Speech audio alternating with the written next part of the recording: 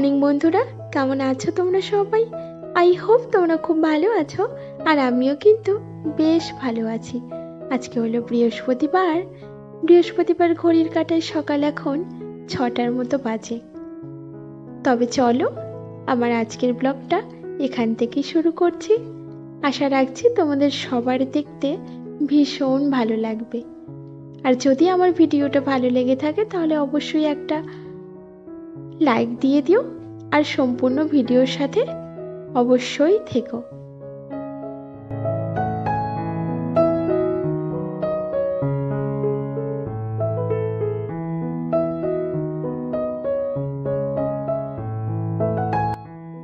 সকালবেলা ঘুম থেকে ওঠা দেখেই তোমরা বুঝতেই পারছো কি পরিমাণে আমাদের এইদিকে ঠান্ডাটা পড়েছে। হ্যাঁ গো, প্রচণ্ড ঠান্ডা পড়েছে।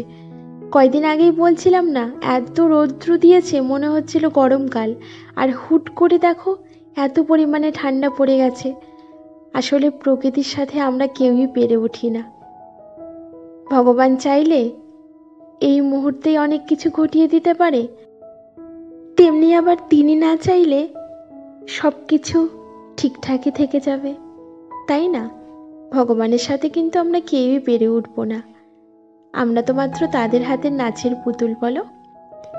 তো যাকে সকাল সকাল ঘুম থেকে উঠে পড়েছি চাদর মুড়ি দিয়ে, আর ঘুমোতে যাওয়ার সময় না এত পরিমাণে ঠান্ডা লাগে যে মোজা, মানে ঘুমোতে যাওয়ার সোয়েটার, চাদর সব কিছু মুড়ি দিয়ে ঘুমোতে যাই। শীত কাতুরে বলতে পারো। তবে শীতকাল কিন্তু আমার ভীষণ প্রিয়। তো দেখো, ব্রাশটা মুখে নিয়েই আমি জানালাগুলোকে খুলে নিলাম, গলুর ঘরটাকেও ক্লিন করে নিলাম। আর যেহেতু গলু ঘুমোচ্ছিল তাই আর ওকে ডেকে তুললাম না, ভাবলাম ঘুমোচ্ছে ঘুমোক, আমি আমার হাতের কাজগুলো কমপ্লিট করি। আর আমার হাজব্যান্ড আজকে মর্নিং ডিউটি ছিল, সেখানে বেরিয়ে পড়েছে অনেক সকালে। আমার ঘুম থেকে ওঠার আগে তিনি বেরিয়ে গেছে। তো আমার ব্রাশ করা কমপ্লিট হয়ে গেছে, আর আমি নাইটিটাকে চেঞ্জ করে ঠাকুর পুজো দেওয়ার চাদরটাকে গায়ে জড়িয়ে নিয়েছি, কারণ এখন ঠাকুর ঘরের কাজ করব। তার আগে না ভিজা গামছা দুটোকে বাইরে একটু মেলে দিয়ে আসলাম। চলো ঠাকুর ঘরটাকে মুছিয়ে নিই, তারপরে আমার গোপাল সোনাকে জাগাবো। আজকে শুধু বৃহস্পতিবার বলে না, আমি প্রত্যেক দিন সকালবেলায় আমার ঠাকুর ঘরটাকে না পুরো পরিষ্কার করে নিই। ঠাকুরঘর যদিও কখনোই অপরিষ্কার থাকে না, কারোরই না, তবুও যেন ফুল টুলগুলো পড়ে থাকে না, আর ওই লাইটের পোকাগুলো চলে আসে। যদিও এখন পোকার উপদ্রব ভীষণই কম, তবু দু একটা ফাঁক ফোকর পেলে না চলেই আসে। তো সেইগুলোকে সম্পূর্ণ সুন্দর করে আমার ম্যাজিক লিকুইডটা দিয়ে একদম মুছে ক্লিন করে নিই। তারপরে গোপাল সোনাকে ভোগ চড়াই। আর মাঝে মাঝে আমার হাজব্যান্ডও এই কাজটা করে থাকে। যখন আমি অনেক টায়ার্ড হয়ে যাই, সকালবেলা ঘুম থেকে উঠতে দেরি হয়, তখন কিন্তু আমার হাজব্যান্ডও গোপাল সোনাকে জাগিয়ে দেয় আর ঠাকুর ঘরটাকে মুছে দেয়। আর গোলু এখন ভীষণই কম করে, কারণ সময় পায় না, বড় ক্লাস হয়ে গেছে, পড়াশোনার চাপ বেড়ে গেছে, টিউশন বেশি হয়ে গেছে, তাই নইলে ও আমাকে আগে হেল্প করতো। তো যাকে ঠাকুর ঘর মোছা পুরো কমপ্লিট হয়ে গেছে। আর এই দেখো, গরম জল করি না, গোপাল সোনার গামছাটাকে একটু ধুয়ে নিলাম, ওর মুখটা মুছিয়ে দেব। প্রচণ্ড ঠান্ডা তো জলটা, আমার যেন কেন মনে হয় ওর খুব ঠান্ডা লাগে, তাই আমি যখনই ওকে মুখ ধোয়াই তখন গরম জল করে নিই শীতকালে। আর খাবার জলেও আমি ওকে ঠান্ডা গরম জল মিক্স করে দিই। তো দেখো, আমার ওকে মুখ একদম পরিষ্কার করে মুছিয়ে নিয়ে ড্রেসপত্র, সোয়েটার, টুপি সব কিছু পরিয়ে দিয়ে দোলনায় বসিয়ে দিয়েছি, আর ওকে সেবা দিয়ে দিলাম। আর আজকে ওকে খেতে দিয়েছিলাম চকলেট। কালকে না মাসের বাজারে গিয়েছিলাম, আর ওখান থেকে আসার সময় চকলেট এনেছিলাম। তো ওকে একটা চকলেট দিলাম হাফটা, আর একটু মুরগি দিয়েছি, খইয়ের মুরগি। তারপরে ধূপকাঠি ধরিয়ে একটু ঠাকুর ঘরে আর কি আরতি করে নিলাম। সকালবেলা যদি ধূপকাঠিটা ধরানো যায় না, ভীষণ পজিটিভিটি কাজ করে নিজের মনের মধ্যে অবশ্যই, আর পুরো বাড়িতে। আর যত তুমি ধূপধুনো ঘরে জ্বালাবে না, তত তোমার নেগেটিভিটিগুলো বাড়ির মধ্যে থেকে বাইরে চলে যাবে, আসতেই পারবে না নেগেটিভিটি। আর নেগেটিভ এনার্জি কিন্তু আমাদের ভীষণ মাত্রায় কুঁড়ে বানিয়ে দেয়, সেটা তো তোমরা সবাই জানো আর আমিও জানি।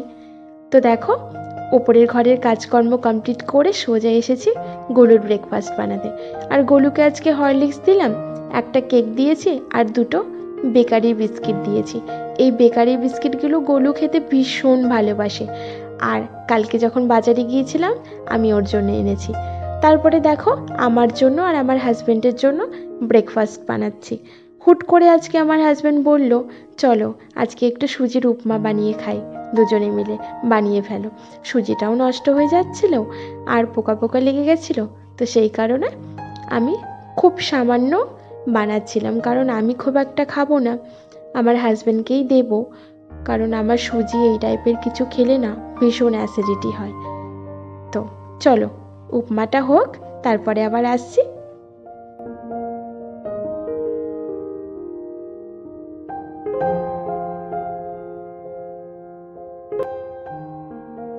ব্যাস, ব্রেকফাস্ট বানানো কমপ্লিট, আর আমার হাজব্যান্ডকে আমি খেতেও দিয়ে দিয়েছি। তারপরে আমি কি খেয়েছি জানো? আমি না মুড়ি খেয়েছি, জল মুড়ি। আমার একদম খেতে ভালো লাগছিল না, শুধুমাত্র টেস্ট করেছি, 1 চামচ খেয়েছি, কিন্তু খেতে না অসাধারণ হয়েছিল। যদিও এটা ঝরঝরে একদম উপমা হয়নি, ঝাল সুজি টাইপের হয়েছিল, একটু নরম হয়ে গেছিল। খুব তাড়াহুড়ো ছিল কি না, ওই অল্প অল্প করে জল ছিটে দিয়ে করলে না ভীষণ সুন্দর ঝরঝরা হয়। আর আজকে আমি একবারে জলটা দিয়ে দিয়েছিলাম, কারণ বললাম না ভীষণ তাড়া আছে, জানোই তো আজকে বৃহস্পতিবার, তাই একটু চটপট করে কাজ করে পুজোটা দিতে হবে, সেইটা চিন্তা আমার মাথার মধ্যে ঘুরপাক খাচ্ছিল। তারপরে দেখো, আমি ডাব্বাগুলোতে, খালি ডাব্বাগুলোতে মুদি যে বাজার করেছিলাম সেইগুলোকে ভরে নিচ্ছি। চিনিটা ভরে নিলাম, আর এইদিকে নুনটাও ভরে নিয়েছি, কারণ এই দুটো জিনিস না ভীষণ দরকার ছিল। আর এই দেখো এলাচটাকেও ভরে নিচ্ছি। বাকি সবগুলোকে না মোটামুটি কুচিয়ে রেখেছি, শুধু যেইগুলো রোদ্দুর দিয়ে রাখতে হবে সেইগুলোকে ভরা বাকি রয়েছে। আর এই দেখো, এলাচের কি দাম গো! এইটুকু এলাচ 40টা টাকা দাম নিয়েছে। গাটা ভীষণ জ্বালা করছিল জানো তো। কি করব, জিনিসপত্রের এত দাম না, বাজারে গেলে পুরো মাথাটা যেন বনবন করে ঘোরে, মনে হয় ভগবান এত জিনিসের দাম, কিভাবে কিভাবে মানুষ চলবে, তাই না? তো যাকগে, দেখো এইদিকে আমার রান্না বসে গেছে, ভাতও প্রায় হওয়ার মধ্যে। আর এদিকে না চুনো মাছ এনেছিল আমার হাজব্যান্ড, তো সেই চুনো মাছের আজকে চচ্চড়ি করব। এই দেখো কি ভালো যে ছিল মাছটা, দারুণ ছিল। তো এই মাছটা পেঁয়াজকলি, আলু, টমেটো সব কিছু দিয়ে সুন্দর করে কাঁচা লঙ্কা দিয়ে চচ্চড়ি করে নেব, আর এদিকে মুসুর ডাল করে নেব, খুব তাড়াতাড়ি রান্না করব। আর এই দেখো, যত সব মশলাপাতির কৌটো কাউটিগুলো ছিল সেইগুলোকে না সব ভিজিয়ে দিয়েছিলাম ঠান্ডা জলে। তো মাসের যখন বাজার করি, প্রত্যেক মাসেই না আমি এই মশলাপাতির কৌটো কাউটিগুলোকে একদম ধুয়ে শুকিয়ে মুছে তারপর আবার নতুন করে মশলাগুলোকে ভরি। তাহলে কি হয় বলো তো, সব সময়ের জন্য পরিষ্কার থাকে ডাব্বাগুলো, আর নইলে না বড্ড নোংরা হয়ে যায় আর দেখতে একদমই ভালো লাগে না। তো দেখো সব কিছু আমি জানালাটার উপরে সুন্দর করে উপর দিয়ে দিচ্ছি, একটু পরে উল্টে পাল্টে দেব, তাহলে পুরো কৌটোগুলো সুন্দরভাবে শুকিয়ে যাবে। আর পরে এই জিনিস মানে ডাব্বাগুলোতে সব জিনিসপত্রগুলো সুন্দর করে গুছিয়ে ভরে রাখবো যখন সময় পাবো। আর এদিকে রান্নাটা হতে হতে দেখো বাসনগুলোকেও আমি উপর দিয়ে নিচ্ছি, আর এই ঝুড়িগুলোকে ঝুড়ির জায়গায় রেখে দিলাম, পরে বাসনগুলোকেও সুন্দর করে উপর দিয়ে, আবার রান্নার যে বাসনগুলো সেইগুলোকে মেজে উপর দিয়ে দেব। আর এই দেখো মাছের চচ্চড়িটা প্রায় আমার কমপ্লিট হয়ে গেছে। এবার তো ধনেপাতা একটু দিতেই হয়, নইলে কেমন হয় বলো তো? ছোট মাছের চচ্চড়ি আর ধনেপাতা পড়বে না তা কি কখনো হয়? আর এটা কিন্তু আমার গাছের ধনেপাতা, মানে আমার লাগানো টবে যে গাছ ধনেপাতার গাছ লাগিয়েছি সেইখান থেকে ছিঁড়ে এনেছি। কি যে ভালো লাগে নিজের হাতে লাগানো গাছের জিনিস খেতে, না বড্ড তৃপ্তি হয়।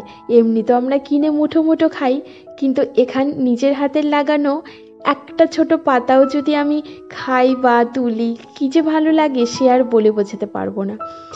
যারা এই রকমটা করে থাকে তারাই একমাত্র এর ফিলিংটা উপলব্ধি করবে। তো দেখো রান্নাবাড়ি সব কমপ্লিট হয়ে গেছে, সুন্দর করে কিচেনটাকে মুছে নিয়েছি। আর এই যে কিচেন টাওয়ালগুলোকে না আজকে একটু গরম জলে ভিজিয়ে দিয়েছিলাম। সপ্তাহে 2 দিন, শনিবার আর মঙ্গলবার যেহেতু আমরা ভেজ খাই, আর শনিবারের আগের দিন শুক্রবার নাইটে আর মঙ্গলবারের আগের দিন সোমবার নাইট, এই দুটো রাত্রিবেলা আমি যেহেতু কিচেনটাকে ডিপ ক্লিন করি, তো সেই সময় আমি গরম জলে টাওয়ালগুলোকে ভিজিয়ে সুন্দর করে পরিষ্কার করি। আর তা বাদ দিয়েও না, যখন দেখি একটু বেশি চিটচিটে হয়ে গেছে তখন আমি গরম জলে সুন্দর করে ভিজিয়ে দিয়ে কেচে নিই, তাহলে তেল চিটচিটে ব্যাপারটা একদমই থাকে না। এই পোছাগুলো দিয়েই যেহেতু কিচেনটাকে পরিষ্কার করতে হয়, এইগুলো যদি পরিষ্কার না থাকে তাহলে কিচেনটাও কিন্তু তেল চিটচিটে হয়ে যাবে। তো চেষ্টা করি সব সময় পরিষ্কার পরিচ্ছন্ন থাকার। তো তারপরে দেখো ঝাড়ু দেওয়ার পালা, চলো তাড়াতাড়ি করে ঝাড়ুটা দিয়ে নিই, তারপরে আবার আসছি।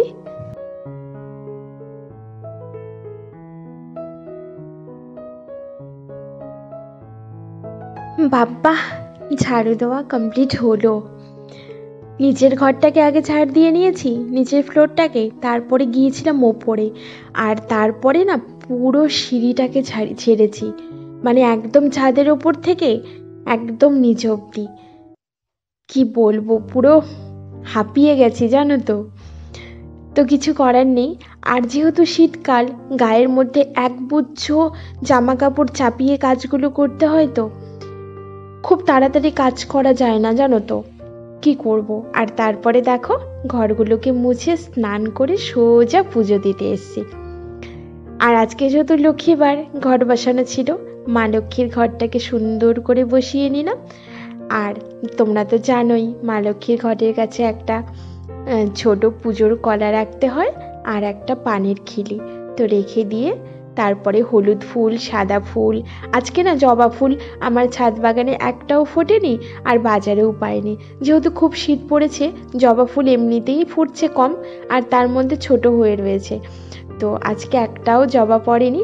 তবে হ্যাঁ, লাল লাল গোলাপি গোলাপি বেশ কতগুলো দোপাটি ফুল পেয়েছিল বাজারে, যদিও ফুলগুলো একটু ছিঁড়ে ছিঁড়ে গেছিলো, তো যাকগে সেই দিয়েই আমি সুন্দর করে পুজোটাকে দিয়ে নিচ্ছি।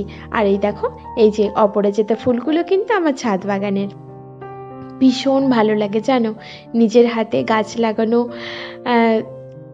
যে ফুল পাই, গাছ লাগানো, নিজের হাতে যে গাছটা লাগিয়েছি সেই গাছের যখন ফুল দিয়ে পুজো দিই না, মনটা কিন্তু ভীষণ শান্তি লাগে জানো, খুব ভালো লাগে।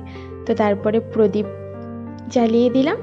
আর জানো তো ঠাকুর ঘরের প্রদীপ না সব সময় উঁচুতে রাখতে হয়, যেন ঠাকুরের মুখ বরাবর থাকে, কখনো নিচে কিন্তু রাখতে নেই।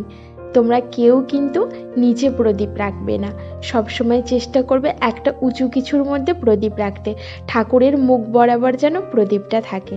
আর প্রদীপ জ্বালানোরও কিন্তু একটা মন্ত্র আছে, কথা আছে, যেই প্রদীপের শিখাটা আমাদের পুরো ঘরকে আলোকিত করে রাখে, সেই প্রদীপকে কিন্তু অনেক রেসপেক্ট করা উচিত আমাদের, আর আমি কিন্তু সব সময়ের জন্য সেটা করে থাকি। তো যাকে অন্য একদিন বলবো তোমাদেরকে, এই নিয়ে অনেক গল্প আছে, ধীরে ধীরে করব কেমন। তো তারপরে দেখো ঠাকুর ঘরে সব ঠাকুরদেরকে আমি প্রদীপ দেখিয়ে আরতি করে নিচ্ছিলাম। আর যখনই পুজো দিতে আসি তখন ভগবানকে আমি একটা কথাই বলি, ঠাকুর তুমি আমাকে শক্তি দিও, মনের জোর দিও, এই শক্তি মনের জোর দিয়েই যেন আমি সারাটা জীবন চলতে পারি, কারো শরণাপন্ন হয়ে না, নিজের জোরেই যেন চলতে পারি, এইটুকু কথাই বলি। আর তারপর সব শেষে পাঁচালি পড়ে নিচ্ছি, সঙ্গে হনুমান চল্লিশাও। তো চলো বন্ধুরা, দেখলে তো আজকে আমি সকাল থেকে খুব তাড়াতাড়ি ভীষণ ঝটাপটা করে সমস্ত কাজ কিভাবে গুছিয়ে করে সম্পূর্ণ কমপ্লিট করলাম। পুজো দেওয়া অবধি। যদি ভিডিওটা ভালো লাগে তোমাদের, অবশ্যই একটা লাইক করে দিও, আমাকে ভালোবাসা দিও, আমাকে সাপোর্ট দিও। চলো, তোমরা খুব ভালো থেকো।